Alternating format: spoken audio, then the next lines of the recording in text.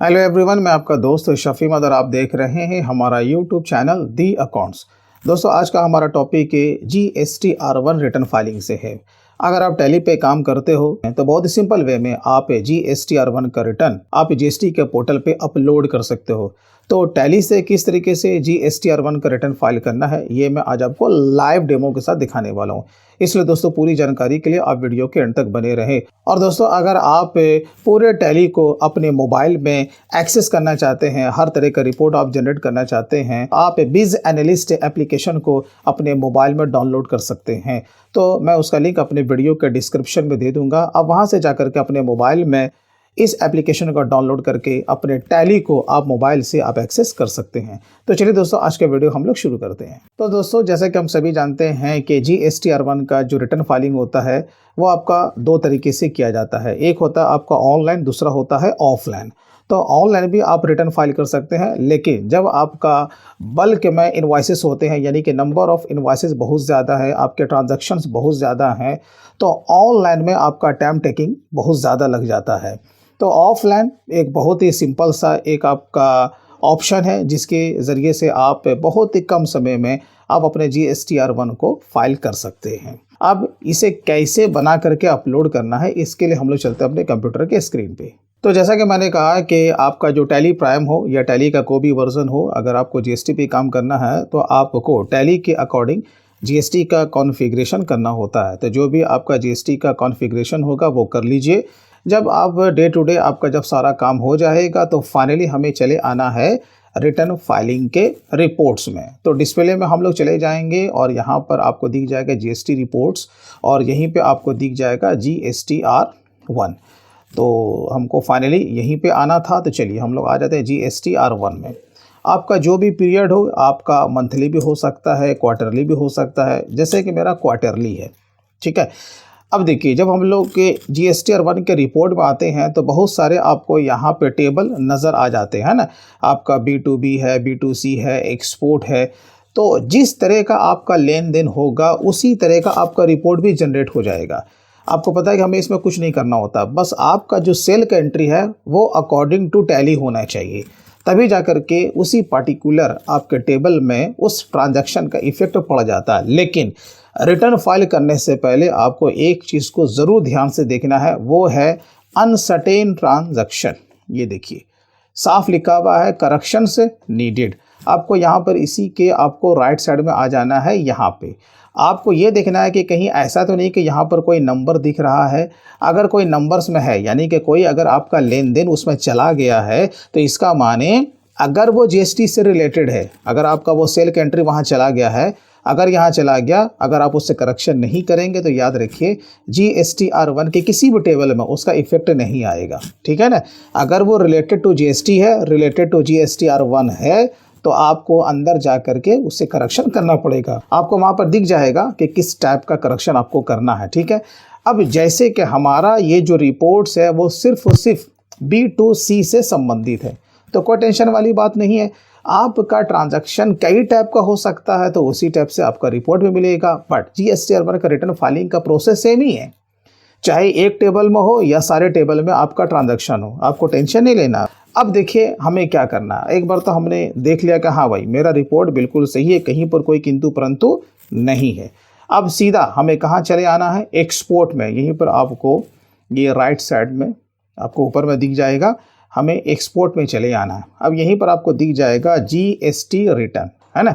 चलिए आपको GST return पर आपको क्लिक कर देना।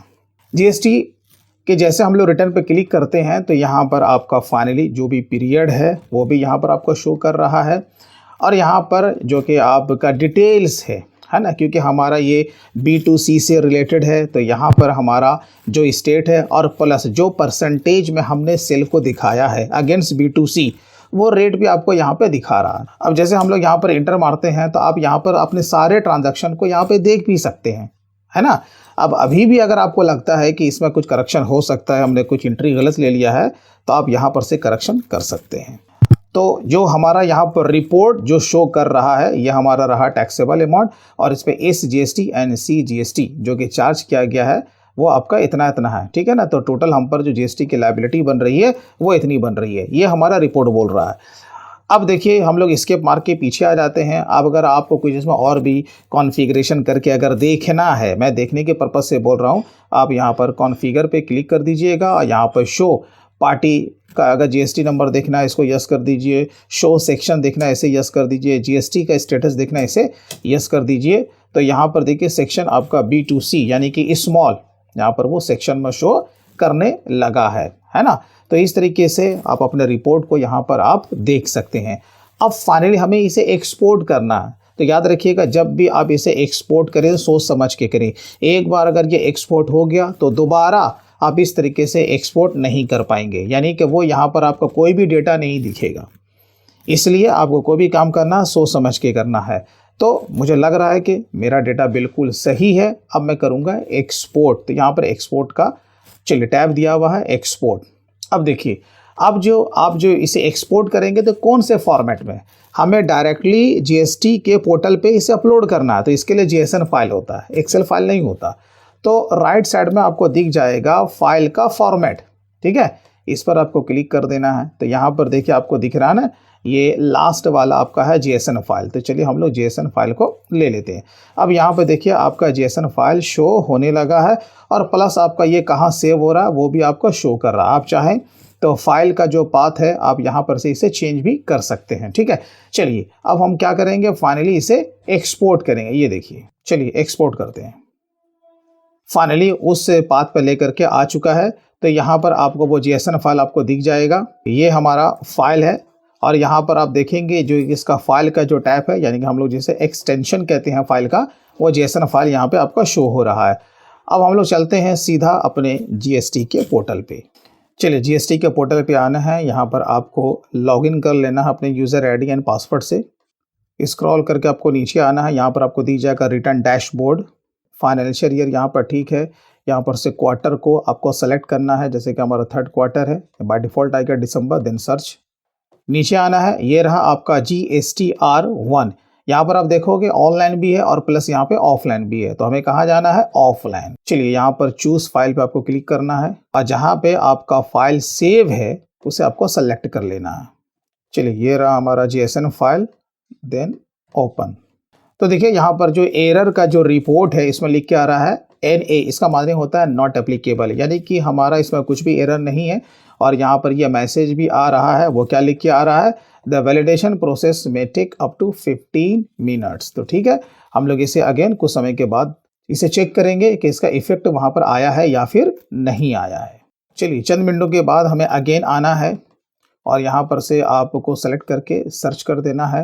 अब जैसे हम अगेन जब आते हैं तो अब आपको ऑफलाइन में नहीं जाना, जो काम करना था हमने कर लिया, अब हमें जाना है ऑनलाइन में। चलिए तो यहाँ पर देखिए B2C है ना, हमारा वहाँ B2C से संबंधित था।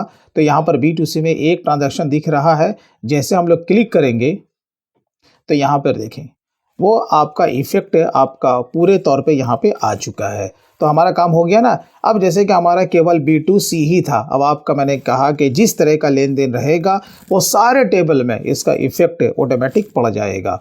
तो बस हमें क्या करना, अब जो आगे का जो प्रोसीजर है उसे फॉलो करना है। चलिए बैक कीजिए, यहाँ पर आपका दिया हुआ है जनरेट समरी, तो आपको इस पर क्लिक कर देना है। जब इस पर हम लोग क्लिक करते हैं तो यहाँ पर फाइल रिटर्न का ऑप्शन अभी यहाँ पर नहीं आ रहा, तो हमें ऊपर जाके इसे रिफ्रेश करना होगा। चलिए अब यहाँ पे प्रोसीड टू फाइल। अब जिस टेबल में आपका डेटा आया है वो सारा आपका यहाँ पे शो हो जाएगा। आप यहाँ पे इसे फाइनली एक बार ससरी निगाह से देख भी सकते हैं, ठीक है। अभी भी अगर आपको लगता है कि आपका रिटर्न सही नहीं है तो आप बैक जाकर के इसे पूरा का पूरा रीसेट आप कर सकते हैं, लेकिन आपको पता है कि GSTR1 के रिटर्न को आप पूरी तरीके से रिवाइज नहीं कर सकते, है ना। तो चलिए तो यहाँ पर फाइल स्टेटमेंट पे क्लिक कीजिए और फाइनली यहाँ पे चेक मार्क पे आपको क्लिक करना है। यहाँ पर से आपको अपना नाम सेलेक्ट करना है।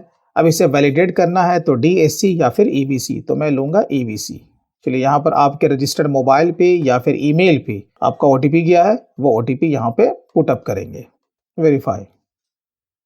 तो ये देखिए आपका GSTR1 का रिटर्न फाइल हो चुका है।